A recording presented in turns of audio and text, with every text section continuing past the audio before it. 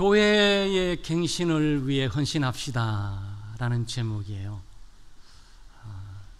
아주 무거운 주제가 되겠죠.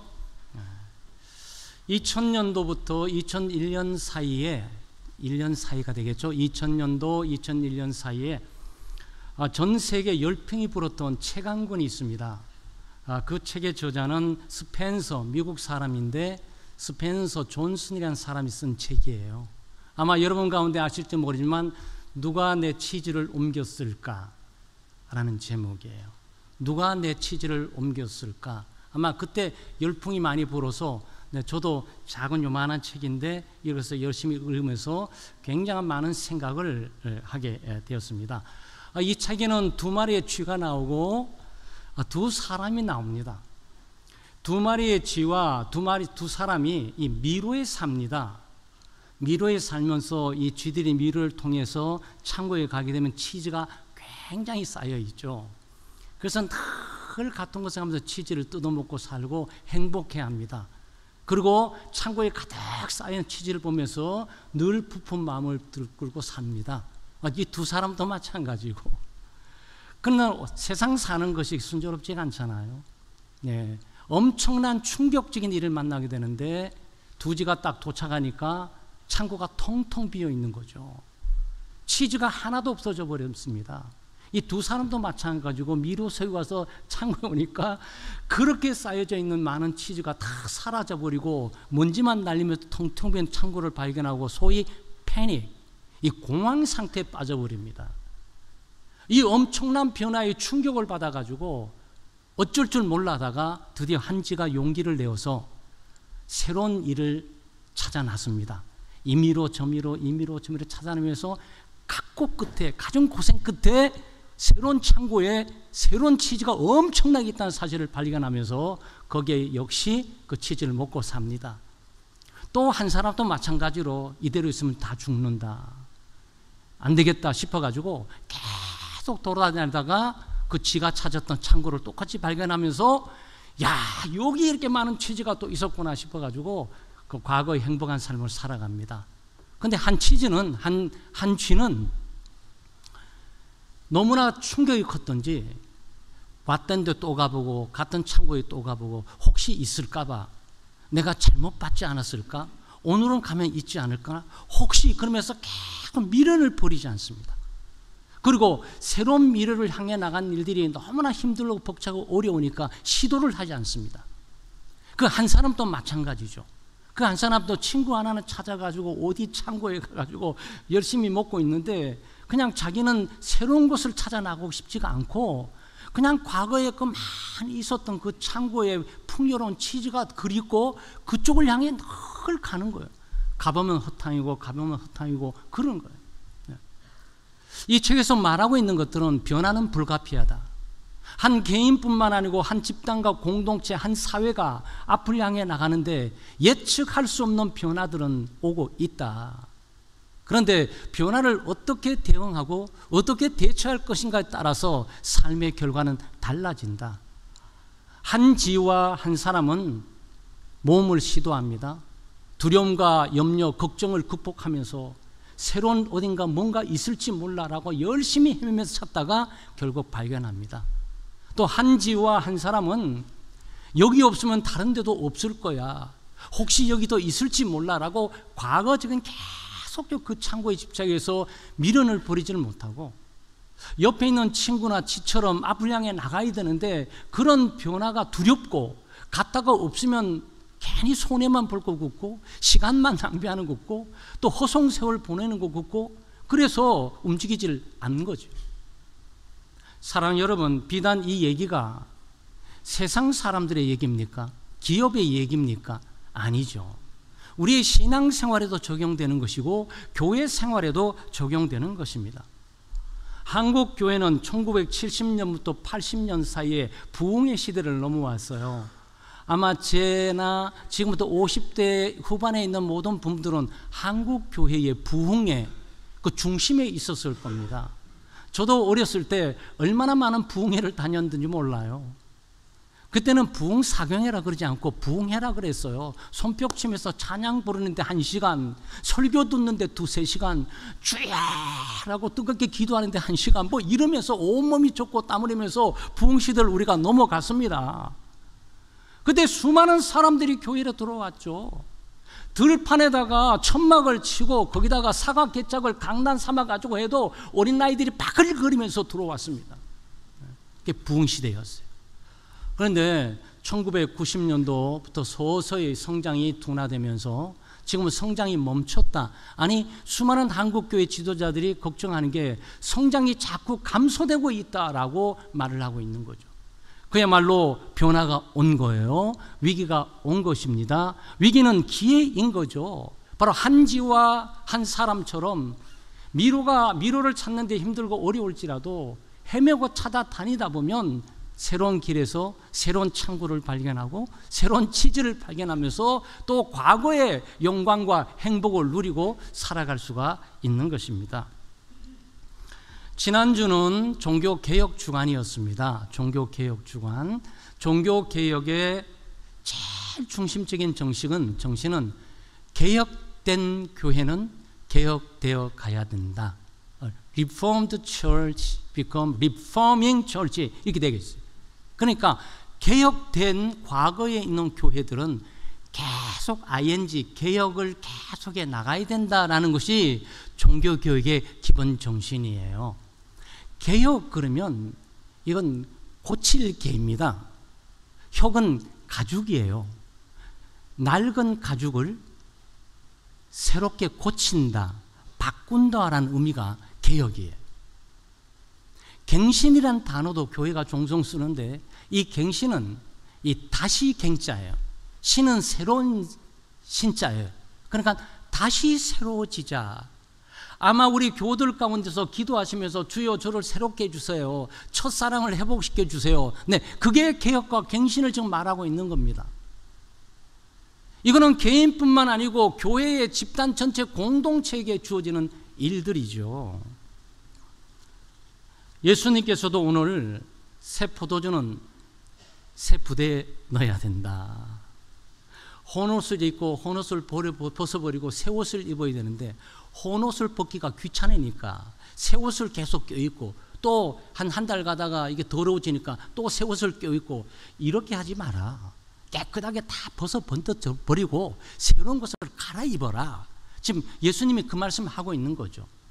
그 예수님의 말씀 가운데는 이거 율법과 복음이에요.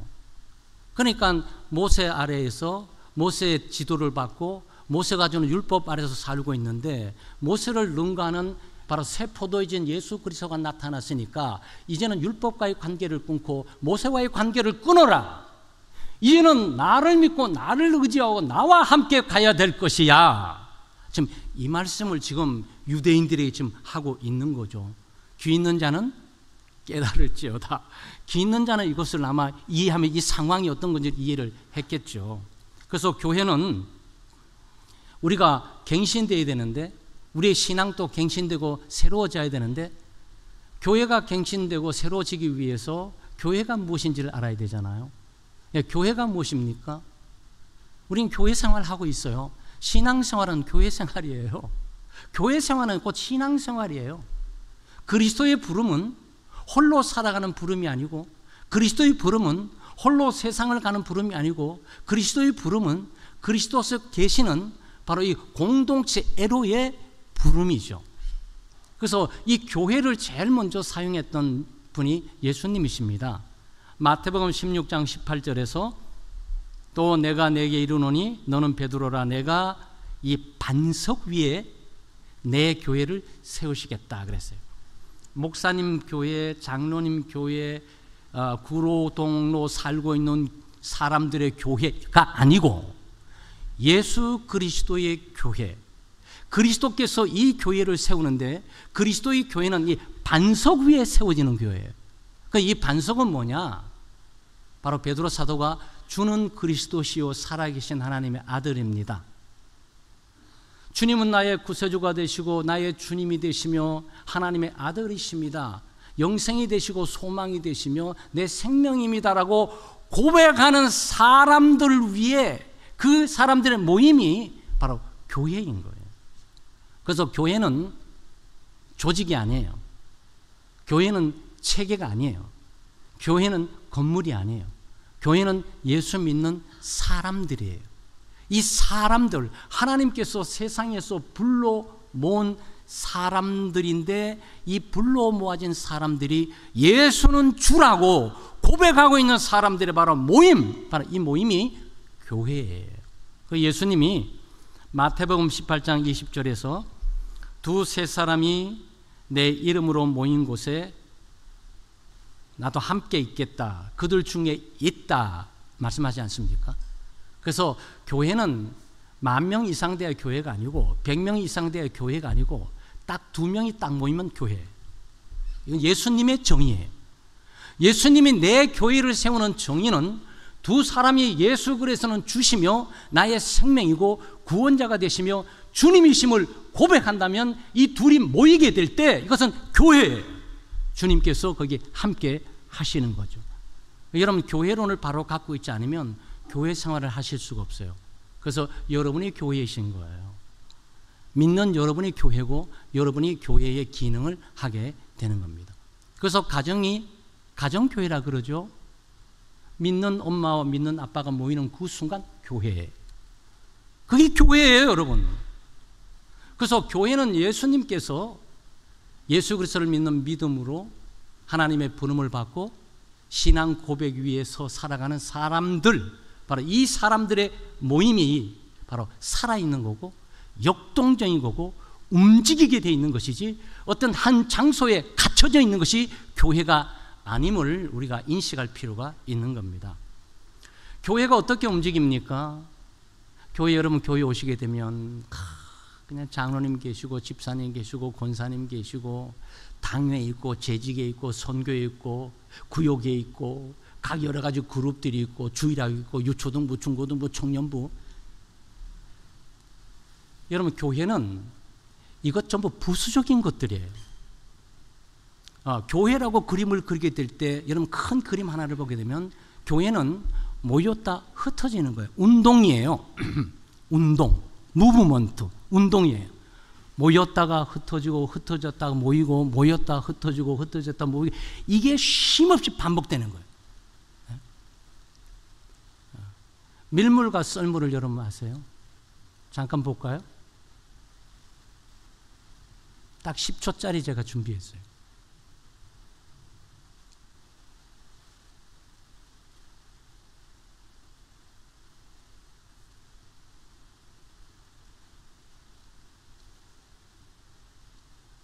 보이지 않는 부분이 드러나죠? 어느 날 이 보이는 부분이 딱 잠기게 될 거예요. 그러니까 들어오는 것들은 밀물이고 나가는 건 썰물이에요. 여러분 지금 밀물로 들어오신 거야. 이게 뭐라고? 교회라고. 그리고 조금 있으면 사라지는 거야. 어디로? 네, 각자가 어디론가, 뭐 동해든지 서해든지 남해든지 아니면 뭐 우리는 없지만 북해든지 어딘가 흘러서 가는 거예요. 그러다가 때가 되면 들어오는 거예요. 때가 되면 들어와야 돼요. 때가 되면 나가야 돼요. 이 들어오고 나가는 이 일들의 순환이 계속적으로 움직여지는 거, 그게 교회예요. 그래서 여러분이 지금은 들어와 계시는 거야. 이제 조금 있으면 때가 되면 쓱 전부 나가시는 거예요. 들어오고 나옴이 잘 유지돼야 되죠. 호흡과도 마찬가지예요. 들어 마셔야 되고 후 내쉬어야 되고. 이건 누가 하는 거죠? 살아있는 사람만 하는 거예요. 살아있는 교회만 이렇게 하는 거야. 죽어있는 교회는 모여만 있든지 죽어있는 교회는 저쪽 나가고 안 들어오든지 뭔가 일이 있는 거예요. 근데 정상적인 것은 나가면 때가 되면 들어오고 쫙 모이고 있다가 모든 것을 잠시게 다 가라앉혀버리고 또 나갈 때는 쫙 보이지 않는 것을 드러나도록 쫙 끌어올리고, 이게 돼야 된단 말이죠. 숨을 들이마시게 될 때 산소가 들어와서 온몸에 피를 공급하면서 여러 가지 신진대사를 활용하는 거죠. 숨만 쉬면 안 되잖아요. 후 내쉬어야지. 이때 이산화탄도 불필요한 것들이 다 뱉어서 나가게 되는 거죠. 여러분 이 운동을 이해하세요? 네, 이게 교회예요. 뭐 복잡하게 여러 가지 조직과 구성을 생각하시면 안 돼요. 그러니까 우리는 교회를 모일 때는 쫙 모여야 되는 거구나. 나갈 때는 쫙 나가야 되는 거구나. 때가 오면 들어와야 되는구나. 때가 오면 나가야 되는구나. 이거를 연속적으로 반복해서 지속적으로 잘 해야 되는 거죠. 교회는 대그룹과 소그룹으로 움직여져요. 대그룹과 소그룹으로 움직여지는데 대그룹은 마치 새의 한 날개와 같아요. 네. 날개죠? 네. 딱 떴습니다. 집합적이고 그리고 볼까요? 네, 공동체. 자, 한쪽 날개, 한쪽 날개. 한쪽 깎아지면 못 뜹니다. 네, 날개 없으면 절대 못 떠요. 몸이 아무리 커도 날개 없으면 못 뜹니다. 반드시 날개가 건강하게 딱 떠 있어야 돼요. 그 어린 새들은 날지는 못합니다. 날개가 있어도 어린 새들은 날지 못해요. 왜냐하면 애들이 힘이 없는 거예요. 이게 날 힘이 없는 거예요. 그런데 오른쪽 공동체 저 날개는 뭐냐? 공동체 날개는 전체적인 이 모임을 말하고 있는 대모임. 대모임으로 구성되어 있어요.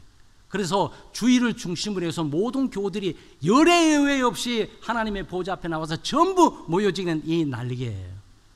또 하나는 집합적이잖아요. 이 날개만 있으면 안 되잖아요. 소그룹으로, 찬양대로, 주일학교 어린이로, 중고등부로, 청년부로, 구역회로 전부 흩어져 가는 거죠. 그게 좀 하나의 깃털들이에요. 그래서 여러분은 깃털과 같은 역할들인 거예요. 여기서 깃털 몇 개 빠지게 되면 공기 저항 때문에 제대로 날지 못해요. 여러분이 교회로서 이 부분을 인식하지 못하게 되면 절대 건강한 교회, 비상하고 하늘을 나르는 교회를 만들어낼 수가 없어요. 그래서 우리는 교회론을 바로 갖고 그것들을 해나가는 거죠. 대그룹과 소그룹이 함께 잘 진행되는 그런 공동체. 자, 이렇게 날아갑니다. 쫙. 그런데 여러분 새들이 날 때 이 날갯짓만 갖고 난다고 생각하세요? 아니에요. 바람을 타, 바람을.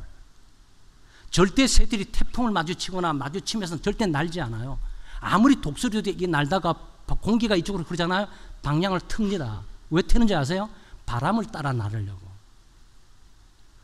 교회가 대그룹과 소그룹 움직임의 바람은 뭡니까? 네, 성령의 바람을 말하고 있는 거예요. 대그룹도 마찬가지고 소그룹도 마찬가지고 그들이 모이게 될 때 성령께서 우리를 말씀을 통해서 어떻게 움직이냐를 보는 거예요. 그래서 이 대그룹뿐만 아니고 이 소그룹들이 흩어져서 성령께서 바람을 움직이는 대로 깃털을 가지고 함께 움직이는 거죠. 대그룹은 전체가 말이죠. 성령의 감동과 감화가 있어서 방향을 틀었는데 소그룹 여기저기서 움직이지 않고 안 틀면 이거는 추락이지 그냥.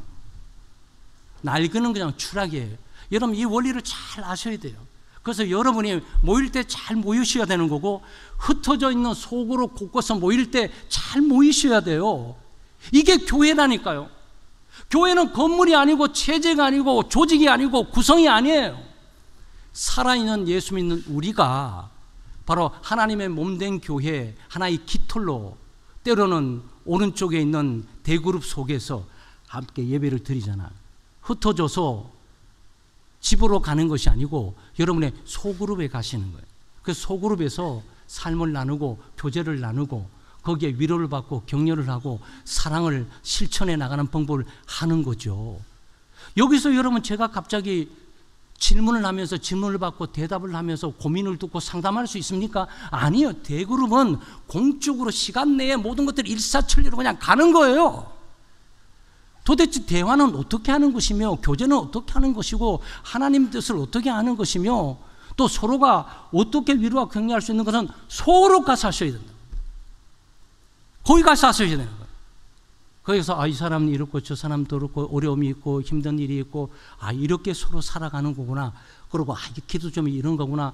저분은 이런 은사가 있고 저런 달란트가 있는데 저런 분이 왜 이렇게 숨겨져 있지? 저런 분은 찬양대 갔으면 참 좋을 것 같은데 몰랐는데 저분이 저렇게 교육에 관심이 있으셔서 주일에 갔으면 좋겠어. 네, 거기에 소그룹의 날갯짓들이 있으면서 교회가 비상해서 간단 말이죠.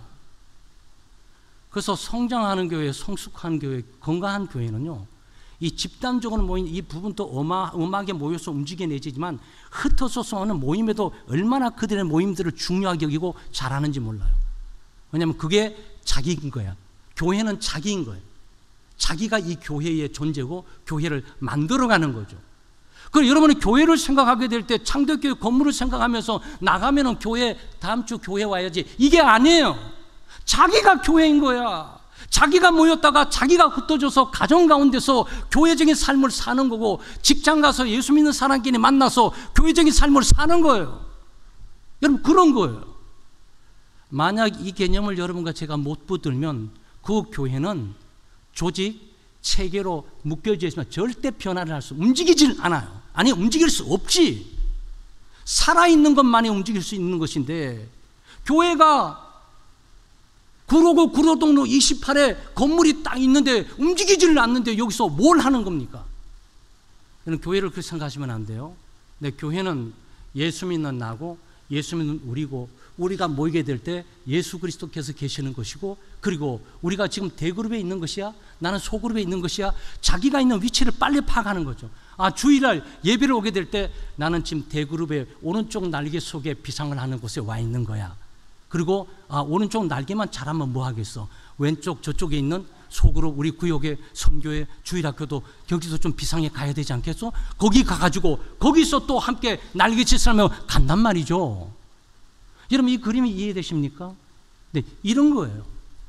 교회는 운동인데 움직임이에요. 들어가고 나가고 대그룹과 소그룹, 그리고 원심력과 구심력을 가지고 있어요. 원심력과 구심력을 가지고 있는데, 딱 보시게 되면 뭐 어린아이들 그림이에요. 그리지만 좀 이따 해머 그림을 보여주면 여러분이 또 오를 거예요. 구심력이란 중앙에 있는 걸 말하는 겁니다. 중심에서 잡아당기는 힘이에요. 밖으로 나가지 마, 봉사하지 마, 헌신하지 마, 당기는 힘이에요. 이 힘이 구심력에서 반드시 필요해요. 그러면 저기 있는 밖에서 빙빙 도는 거 있죠? 네, 이거는 원심력이에요. 이 원심력은 얘는 안으로 들어올 생각이 없어요. 얘는 구심력이 당기는 만큼 자기는 밖으로 나가려고 노력을 해요. 밖으로 나가는 힘이에요. 그러니까 안으로 당기는 힘과 밖으로 나가는 힘, 교회가 중심적으로 모이는 힘과 세상을 향해서 봉사하는 힘이 함께 균형을 잡아서 돌아가야 되는 거예요. 네, 이게 만약 중앙의 구심적이 약해지잖아요. 만약 중심 구심력이 약해지게 되면 절대 원을 못 그립니다. 원을 떠나버려요. 구심력이 약해지면 빙 돌다가 일직선으로 쫙 저쪽 날아가 버리지. 혼자 가버리는 거야, 혼자. 각 부서별로 혼자 가버리는 거죠. 그래서 교회는 이 구심력, 중심력을 강하게 잡게 있어야 돼요. 네? 그런 겁니다. 만약 원심력이 강해지게 되면 구심력을 잃어버리면서 뿔뿔이 흩어져 버리는 거고, 네? 구심력이 강해지면 나가지를 않고 전부 모여만 있게 되는 거고. 여러분, 해머 선수를 통해서 보시면 또 뚜렷해요. 해머 한번 보실래요? 자, 갑니다. 저 여자분이 구심력이에요. 도는 저 쇠는 원심력입니다. 갑니다. 네, 저렇게 가고 있는 거예요. 네, 이게 교회예요. 그러니까 교회는 조직이나 구성이 돼서 어떤 부서가 있대, 이게 아니에요.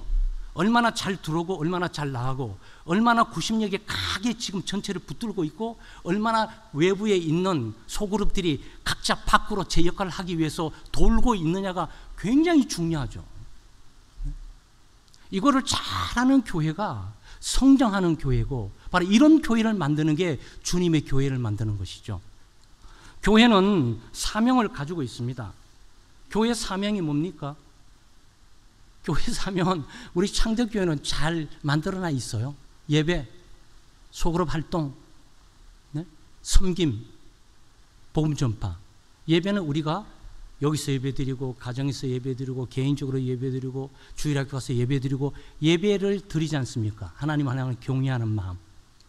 소그룹 활동 속에서는 구역이나 선교회, 그러니까 구역이 만약 야유에만 다닌다, 이걸 모르고 있는 거예요. 아직도 이 소그룹, 여기서 교육이 있고, 여기서 친교가 있고, 여기서 신방이 있고, 격려가 있고, 또 선교를 하고 또 전도를 하고 하는 이것들이, 이 기능들을 여기서 발휘를 해야 돼요. 이 교회 사명은 말이죠, 우리 공동체 당회 사명이 아니고 우리 권사님이나 재직의 사명이 아니고 우리 교회의 사명, 나의 사명인 거예요. 그러니까 나는 교회로서 하나님을 예배할 뿐만 아니고 나는 교회로서 기독교인들에게 만나서 격려하고 위로하고 친교를 나누고 도전받고 도전하고 그리고 영적으로 성숙하고 은사를 발견하고 발견한 은사를 하나님의 전체 공동체의 원심 구심력에 우리가 얼마나 기여를 하는지도 우리가 보면서 간단 말이죠. 그러니까 이게요, 이 사명은 모든 교회들이 갖고 있는 사명이에요. 이거는 성경적인 사명이에요. 주님이 우리한테 요구했던 사명들이에요. 뭐 어떤 교회는 여기다가 서너 개를 덧붙일 수 있고 어떤 교회는 다른 표현을 하고 있기도 하지만 이 사명은 우리 모두가 함께 갖고 있는 사명이에요. 그러니까 이게 뭡니까? 우리 전체 모일 때 생각해야 되는 것은 예배하는 거고 교제하는 거고 여기서 우리가 교육이 있는 거고 여기서 우리 섬김이 있는 거고 다 하는 겁니다. 섬김, 여러분 보시지 않습니까? 장로님이 성찬할 때 장로님들이 똑같고 여러분 좀 드세요 오죠? 드세요 여러분 조속하게 보입니까? 그렇지 않아요. 이 잔치예요. 그러니까 이 섬기는 사람이 장로님, 여러분 예배 가운데 섬김을 본다고. 바로 이 봉사의 목적을 예배 가운데 전체에서 여러분 이걸 본다고요. 전도를 어디서 보십니까? 목사님이 하나님의 말씀을 전파하면서 복음을 전파하는 걸 보니까 바로 복음 전도를 지금 여기 하고 계시는구나라고 여러분이 보는 거예요. 이 현장이. 그러니까 이 예배의 현장이 모든 교회 사명이 집결되어 있는 구심력이에요. 여러분 이거 발견하셔야 돼요. 그리고 교육과 양육이 어디 일어나냐고? 예수 그리스도의 말씀을 전파하는 목회자를 통해서 내가 양육을 받는, 영적인 양식을 먹으면서 양육을 받고 있는 거예요. 여러분 이게 우리 전체가 하고 있는 일이라니까. 그러니까 교회의 목숨을 거는, 예배의 목숨을 거는 이유가 뭡니까? 사명 전체가 이 속에 집결되어 있는 것을 우리가 너무나 잘 아니까. 이거는 구심력이다. 구심력이 약해질 수 없다. 이분의 목숨을 걸고 있는 거예요. 여러분 여러분 어떤 목회자가 교회 부흥시키기 위해서 뭐 전부 이렇게 와 있는 게 아니에요. 바로 이 사명 감당해 보기 위해서 하나님 주신 부름을 가지고 역할을 하고 있는 거죠. 그러면 소그룹은 가서 뭐 하는 겁니까? 여기서 다 했으니까 한 날개에 가가지고 거기서 야유회만 해야 되는 겁니까? 아니에요. 거기서 예배하셔야 돼요. 네? 거기서 소그룹 성경 공부와 거기서 양육과 거기서 격려와 위로와 서로 세움이 있어야 돼요. 거기서 서로의 봉사가 있어야 돼요. 거기서 세계 선교, 지역 선교에 복음하는 역사와 활동이 거기서 있어야 돼요. 여러분 이게 교회예요. 이게 주님께서 생각하셨던 바로 교회인 것이죠. 우리는 교회를, 조직이나 체계를 관리하기 위해서 부름받은 게 아니에요. 우리는 주님께서 우리에게 맡겨진 사명을 수행하기 위해서 부름받은 거예요. 그러니까 교회는 갱신돼야 돼요. 왜냐하면 어느 날 시간이 가다 보면 우리가 낡은 것이 돼버리니까. 여러분 오늘 놀랍지 않습니까? 그거 전도서 기자의 말씀이 옳아요. 헤아린 새 것이 없다고. 왜 없습니까? 새 신발 신고 한 달 신으면 헌 신발이 돼버려. 새 신발은 또 저쪽에 진열된 상품구에 나와 있어요. 새 옷 입고 아우 새 옷 입어서 좋은데 한 달 두 달 입으면 그건 헌 옷이야 벌써. 교회가 새롭게 갱신되고 변화돼? 여러분 두 달, 세 달, 다섯 달 가면 그건 헝거돼 버려요. 그것도 새로워져야 돼. 여러분 이게 무리한 겁니까? 아니에요. 이게 살아가는 방법이에요. 이렇게 하지 않으면 살지 못하니까. 전부 교회뿐만 아니고 개인과 각 조직들이 이 쇄신, 갱신, 개혁, 거듭남 이걸 계속 강조하는 이유가 살아남으려고. 그럼 이제 우리를 좀 돌아봐야 되겠어요. 네. 우리 창대교회는 변화될 필요가 없습니까? 우리의 신앙이 새로워질 필요가 없어요. 근데 우리의 신앙 스타일이나 성김의 이런 것들이 좀 내가 변해야 된다는 건 생각은 없습니까? 아마 여러분 정직하다면 있으실 거예요. 그럴 수밖에 없어요. 네, 우리는 갱신되어야 되고 개혁되어야 돼요. 우리는 새로워져야 됩니다. 네, 이 일에 깊은 관심을 가지고 기도해야 됩니다. 하나님 나를 변화시켜 주시고 나를 새롭게 해주시고 내 인격과 삶, 믿음 그리고 섬김의 질과 수준 섬김의 방향 이대로는 안 됩니다. 주님, 저를 변화시켜 주세요. 그리고 제가 주님께 좀 더 가까이 나갈 수 있는 그런 방향과 방법을 찾을 수 있도록 해주시고, 그것이 내 취지는 어디 갔을까라고 나오는 그 인물들처럼 미로가 수없이 있고 취지가 없어졌을지라도 새로운 취지를 발견하고 만드는 각오를 가지고 가야 된단 말이에요. 네, 그래야 돼요. 가정도 그렇고요. 네, 우리 개인도 그렇고요. 우리 교회도 그렇습니다. 사랑하는 성도 여러분, 우리 창대교회는 우리 교회뿐만 아니고 한국교회나 모든 교회가 변화무쌍한 시대 가운데 새로운 삶을 도전받고 있습니다. 아마 여러분 이미 새로운 삶을 살고 있고 만들어지려야 만들어지는 새로운 곳으로 가고 있어요. 그래서 우리가 2019년도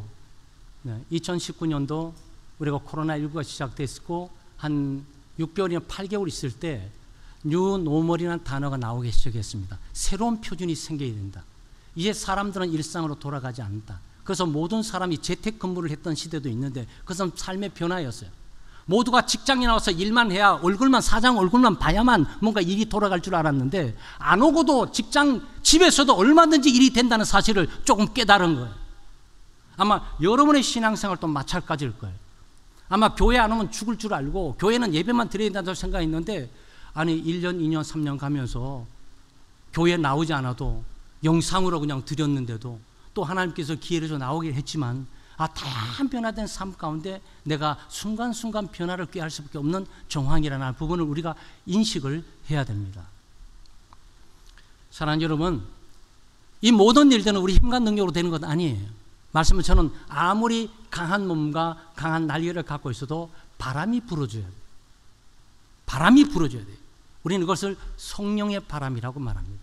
성령께서 말씀을 통해서 우리에게 말씀해 주시고 성령께서 우리를 인도해 주시는 그 인도하심에 민감해서 우리가 깨어 기도하면서 대그룹이든지 소그룹이든지 각자이든지 우리가 성령의 인도하심을 기대하고 바라보면서 우리는 대그룹에서도 또는 소그룹에서도 우리 각자의 기능과 역할들을 최선을 다해 감당해 가면서 하나님이 우리를 변화시키고 우리 공동체를 변화시키고 변화된 세상 가운데 변하지 않는 예수 그리스도의 복음을 강력하게 증거하는 하나님의 교회로 자리매김하는 그런 은혜가 있기를 주의 이름으로 축원합니다.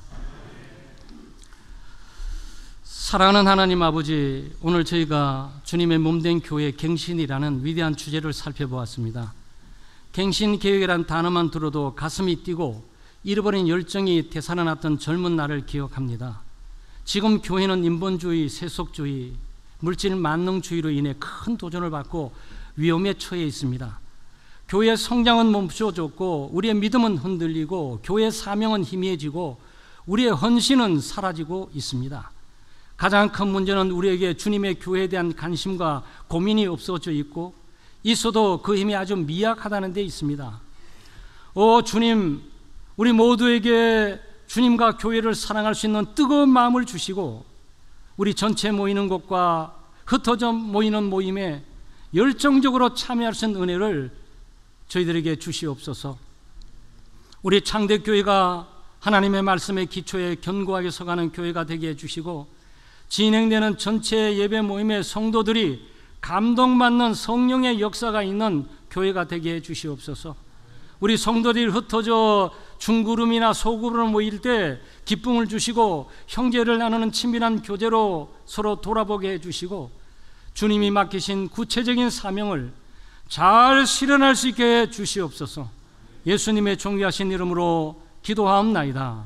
아멘.